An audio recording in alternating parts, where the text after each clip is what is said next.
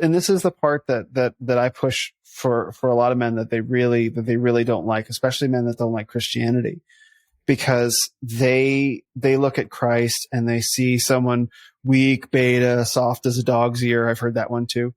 And it's like, here's what you don't understand. Christ was the most powerful man to ever live. And what did he do? He sacrificed himself for the good of everybody. That's what you do with power. He rejected the three temptations, right? From Satan, right? He could have used his power to increase and be Lord over all the earth in a particularly materialistic way. I think that part of what Jesus did, men, even non-Christian men, do admire. I think what gives men that impression about Jesus is out of context stories of where he says, turn the other cheek. Of course, yeah, of course. I think that's where that falsehood comes into play, that Jesus was beta. Is, if you don't really think through with a lot of depth and insight into into some of the things he says, it can come across as weakness when it says, turn the other cheek, don't fight back. Right. But the point, but to the point of it, and that's absolutely true. And to the point about, what the proper use for power is that you see so many men that become masters of the universe or whatever. They become a billionaire. Like you mentioned Elon Musk. Elon Musk is a great example. Elon Musk is like, I got more money than God now, so let's go to Mars. Meanwhile, you have James Cameron, the former film director, like, I got more money than God, let's go to the bottom of the ocean. And it's this like billionaire dick measuring contest, like who can do the coolest thing? And they're showing off like the yachts. Cause I've been sailing before. And when you see the giant mega yachts like that, and I have friends who are like professional sailors, and they're like, no, here's the thing you don't know about these mega yachts. These mega yachts have crew year round. These people only job is to be crew for this mega yacht. And the billionaire who owns the yacht will use the yacht maybe 1 to 2 weeks out of the year.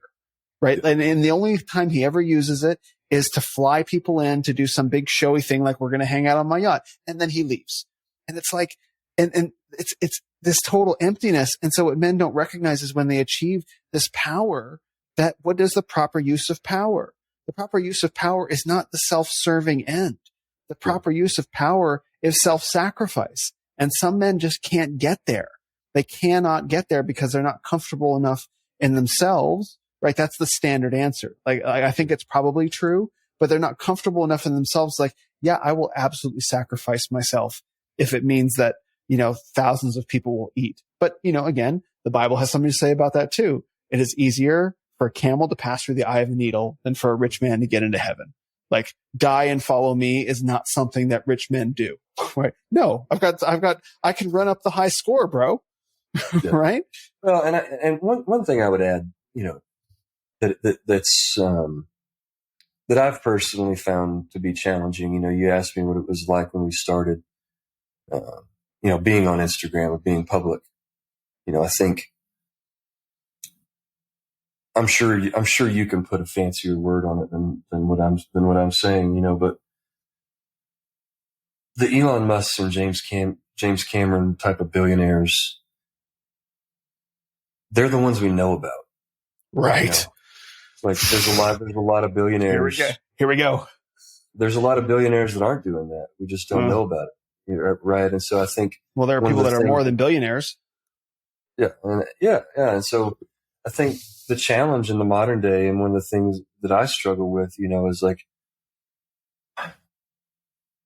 part of the reason I spoke up and shared my own story, and I do that stuff on Instagram, is because somebody has to offer an alternative to that flashy lifestyle. Yeah.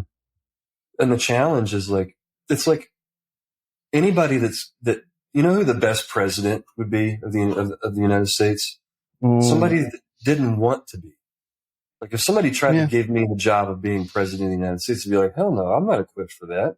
Mm-hmm. And so like anybody that sees that job and thinks, yeah, I could do that job, should immediately be disqualified from it because that lust for the job. They're a sociopath. Like if you think that you can do that job well, then you probably don't have the humility that we actually need in that job, right? Yeah. And so that's kind of this catch-22 of being in the public eye that I feel like I hate being in the public. I hate it. I've never even promoted myself locally. Like most of the people Yeah. around where I live, I don't even sponsor like the local baseball team and get like a banner of my company on the fence because I don't want people paying attention to me. It's like I'd rather just be anonymous. I don't want to be flashy. I've never promoted myself. Like if you go back to my Facebook, like I don't promote myself.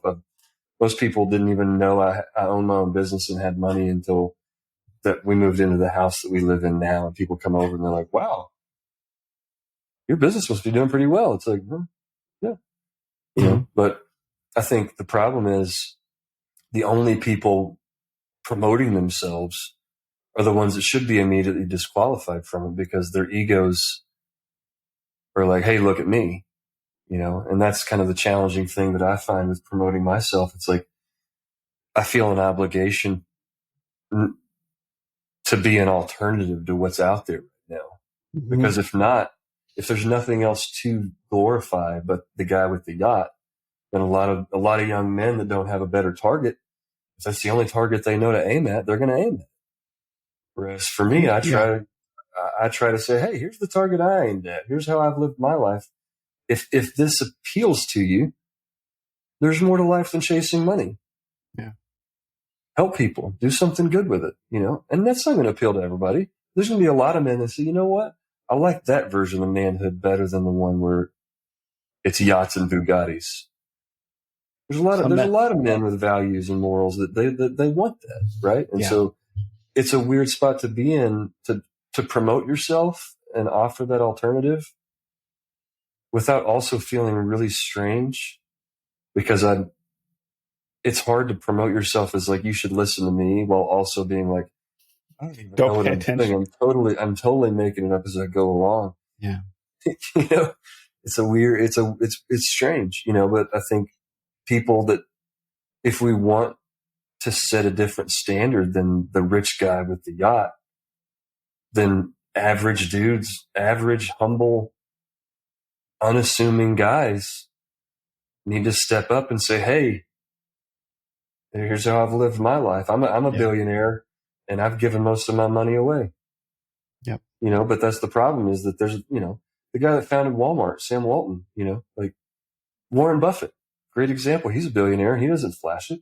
He lives in the same house that he lived in when he was 20 years old. He eats at McDonald's every day. Like he's an unassuming guy. I don't think he has a yacht or a a Bugatti or any of that stuff, you know, like Camaro. Come on, Grandpa. Yeah. You are an elder. I know. He doesn't have any of that stuff, you know. It probably does. But I mean, he doesn't. Well, I don't know, but he probably doesn't tie his identity to it, you know. Like, and that's the thing is, a lot of guys will flash the success markers, right? Of like, look, I've got this fancy car and this expensive watch. You should listen to me about life. It's like, well, should I? And you know, because what we're talking about is a very values based kind of way of living, which is like, no, it's not about the material success markers. Like, sure, yeah, have those, but like, don't take them. That's not the end of the story. And that's the part where I think a lot of men get really, really lost is they see the guy with the muscles. I have a whole post I'm working on about this. They see the guy with the muscles, or they see the guy, you know, with the tattoos, or they see the guy with the motorcycle or the gun or whatever. And it's like, okay, that guy, that's the guy. That's a real man. One of those guys has got to be a real man. So I'll pick one. It's like, no, a real man can have those things, but there's something deeper about it that you can't necessarily see with your eyes that makes a real man. But we live in I don't want to write it off to this, but it's such a hyper visual culture. It's like, well, I mean, I don't have this insight to be able to evaluate a man's character. So because I can't evaluate his character, I'm going to evaluate what I can measure, which is his bank account, or what I can measure is his body fat percentage. And that's how I determine what a man is, because I lack the ability to even model what a virtuous man looks like. You know, we don't have that anymore. Like I was writing a blog post. This would have been years ago. I was saying that any notion of what a good man looks like has been removed from our culture. We can't like the closest thing maybe in popular culture is like Stephen Curry. Maybe, you know what I mean? And even he's not all the way there. So we lack the imagination to even picture what it is. So men can't see it. There's a guy named Giannis Antetokounmpo in the NBA that he's a Greek. He's a Greek guy, and he grew up having to share shoes with his brother. He was so poor, and so he grew up in Greece. That he's real humble. He's a real humble guy. He's a good dude. There's a lot, and they get celebrated. I think athletes do a far better job than a lot of these social media personalities. I think a lot of the social media personality game, it's almost geared to where you have to play that game and show off your Bugatti. Whereas like Stephen Curry doesn't have to pretend like he's manly by saying he's in a Bugatti. He can just be himself because he's earned his clout somewhere else. There's a lot of pro baseball players that when you get behind the scenes, you find out how much money they give away. I know there's a guy named Freddie Freeman. He's a great Christian guy, and like he goes trick or treating in his own jersey, and kids dress up as him, and you're like, "Are you dressed up as Freddie Freeman?" He's like, "I actually am Freddie Freeman." But he's a Christian guy, and he witnesses a lot. And so I think there's a lot of that going on. I just think it's very rare that it's the social media influencers doing it, because you kind of can't be an influencer. But you have men like that. By all accounts, Denzel Washington, for instance, is a really great dude. Gives money away and volunteers. Keanu Reeves, Keanu Reeves, Chris Pratt, obviously. Heard a lot of good things about him. And so it's just, I think the challenge is like, what's really tricky, is think about it biblically. It's like if you're going to give money away, Jesus said, don't even let your left hand know what your right hand is doing. Right. And so that's the challenging thing as a Christian. How many Christians are out giving millions of dollars away that nobody knows about it? Because the whole point is that you don't brag about it in public. I think I want to shift the notion of we're talking about away from the notion of giving money away to giving self away. Because I think that's the bigger thing. Is like, yes, you can climb to the top of the mountain and get all this money and give all the money away.